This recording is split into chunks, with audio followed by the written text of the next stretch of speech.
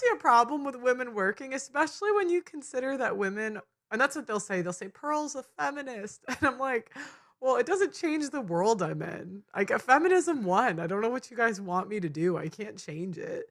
But what I meant by that, though, is if the kid's in public school, why can't she get a job? The kid's gone. I think what's public school, 7 hours a day, Yep. 6? And then I don't. When I was a kid, everyone did after school activities. So you would stay. We had practice at, I don't know, 3:30. Right. You were there until 5 or 6. You came home at 7. But Oprah comes on it too. But I'm like, what are you doing all day? It's not like we have air fryers now. You can make like a perfectly good meal in an air fryer in Yes, you 45 can. minutes. And it's like, it's not bad food either. It can be healthy and good for you.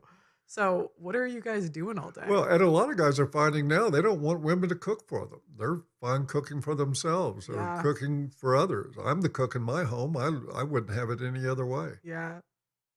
Yeah, I said that on a podcast recently, that men are better cooks than women now.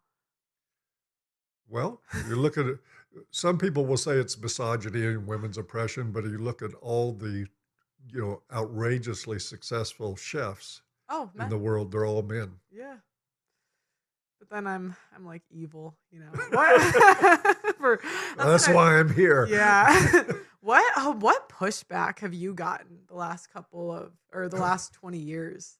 Oh God, I've lost count of the hit pieces in the Yeah. media. I mean, most of them started back in 10 years ago when we did our first international conference on men's issues in Detroit. It wasn't too long after that the SPLC decided we're a hate group, that A Voice for Men was. So eventually they listed us as a hate group. It's really interesting. And I turned over A Voice for Men to Robert Brockway, a guy out of Australia, a great men's rights activist there that is doing a bang-up job running it now. And I just handed it over to him and started XY Crew, which is a men's groups that we're doing online, and we do real-world events.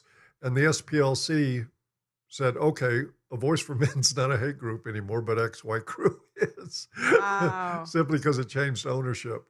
I've had that pushback. I've had death threats. I've had people write me emails. Oh my God, a woman wrote me once, and I don't know if it was true or not. She said, my husband listened to you and he blew his brains out. Thanks for killing my husband. I get stuff like that fairly regularly. So what keeps you going? Like, why do you keep doing it?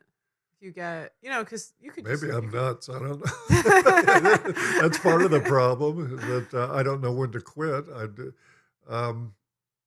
I think what keeps me going is that I was just never a guy that liked injustice. Yeah. And what I see happening in family courts now, this is why I get so frustrated with these guys that are out there just saying, marry the hoe. I'm like, are you crazy? You saw my Trent Horn. Yeah.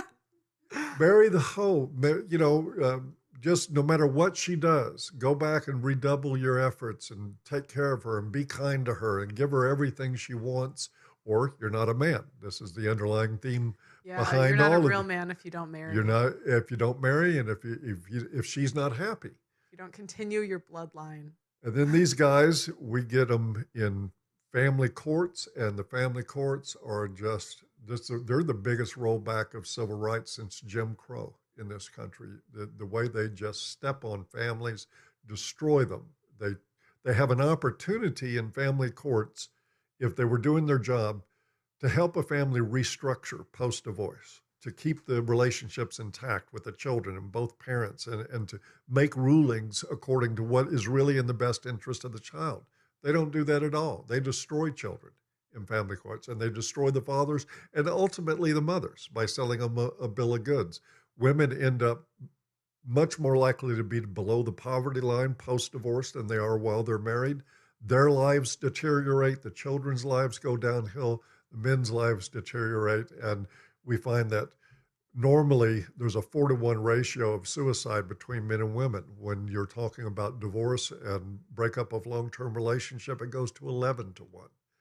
That's how bad things are out there, and that bothers me. Mm-hmm. Well, and that's the thing. There's never any push for reform before men get married. It's always just man up. and take the risk anyway, and the risk is worth the reward. But none of these guys have seen the other side of divorce and what happens to these men. What are some of the worst horror stories that you have witnessed over the years? The suicides. There's I have talked to several men that ultimately killed themselves because of family court issues. Um, Other things, I mean, children getting kidnapped, taken overseas, men chasing them, trying to find their children, just the depression that goes with that, and the fact that the system does not care. The people that create this won't do anything about it. Almost every divorce is a nightmare story. Guys get financially eviscerated. They're often, the cases in family courts are based on false accusations. The first thing family law attorneys do, particularly with women, is saying, I think he hit you, didn't he? And until they get that yes, and then once that goes out, the police will investigate. Most of the time they find there hadn't been an assault here, there's no charges. But by that time, the court has the accusation, and they issue ex parte restraining orders and everything else just based on the accusation. No proof whatsoever.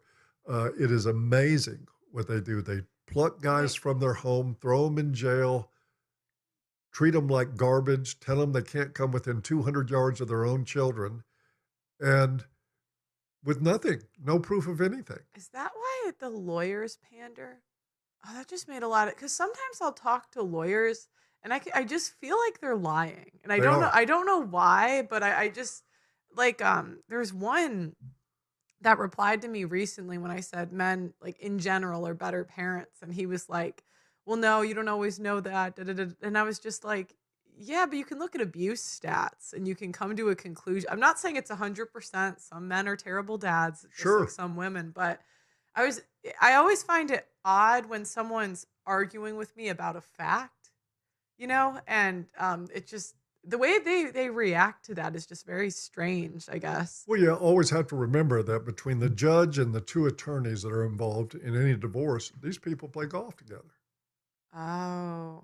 They're So if everyone knew how bad family court was, they would look bad too, because they've been facilitating this stuff. Absolutely. And the lawyers are in on it too. So you can't even really trust what they're saying. I mean, sometimes maybe you can, but I'm just thinking it's rare. Yeah, because they're the ones telling the women to accuse the men of abuse. And what's the first thing, one of the first things that family law attorneys do when they get a new client? I need to see all your assets. We want to see what you're worth. And they calculate how much of that stuff they can get before the divorce is over. So let's just say someone's worth $100,000, how would that? They will take the case, bleed that money down, and when the money is out, they'll say, okay, we've got a settlement now. Oh, and between the two. Oh, so they're trying to get the people's net worth to zero, basically. Take all the money they can and then make a settlement.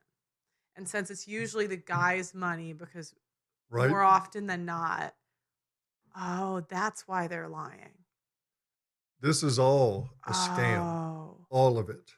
That makes I could not figure out why he was lying. 'Cause I don't know how to describe it. It's just like a feeling, I guess, when I'm like, they're hiding something. The way they're answering and responding to these facts is not honest. And I notice it from the tradcons a lot, but their ego investments, their religion. So like if that's why they do it, I think, anyways. They love their religion, but because they look bad if people knew what they did behind closed doors. Absolutely. That's my belief. And this is, I couldn't prove this in a study, but I can tell you over and over again, the men I've counseled, they suddenly came to some kind of arrangement precisely when the money was running out. Wow. And I don't think that's a coincidence. I think that family law attorneys are like ambulance chasers. What are ambulance? Sorry, I don't get Oh, that. Sorry. Personal injury attorneys that, hang out in hospital ERs and find clients who have been in Oh, automobile wrecks, and here I can make you some money. And those it's just guys, kind of a scummy profession, family court, because family that courts are scummy. They're yeah, horrible yeah, places. but I'm even thinking family law because unless you're like maybe a men's rights attorney, that sort of thing, it's like odds are you have to screw over men to get paid. And you don't want a men's rights attorney or anybody identifying that. Here's the problem: the courts hate that. When attorneys Mm. come in and act like their male clients actually have rights, Right. and there's a constitution and they should be treated this way, courts don't want any of that. They want compliance. I can't tell you how many guys were asking their attorneys, why aren't you saying this? Why aren't you doing that? Well, Oh my gosh, I've heard that in the UK too, where they said their attorneys don't even tell them the right thing to do. yeah, they don't. It Yeah. is. It's like, why aren't we fighting this way or that way? Oh, don't worry about it. This is the way it's done, that sort of thing. And of course, it bleeds the family dry of money. And then once that's done, it's like, okay, we're done now. Oh, that makes I could not figure out why. And the judges have to be in on it too. So, do you think it's just gynocentrism that makes them do this or the love of money? I think gynocentrism helps, but I mean, they're attorneys. It's the money.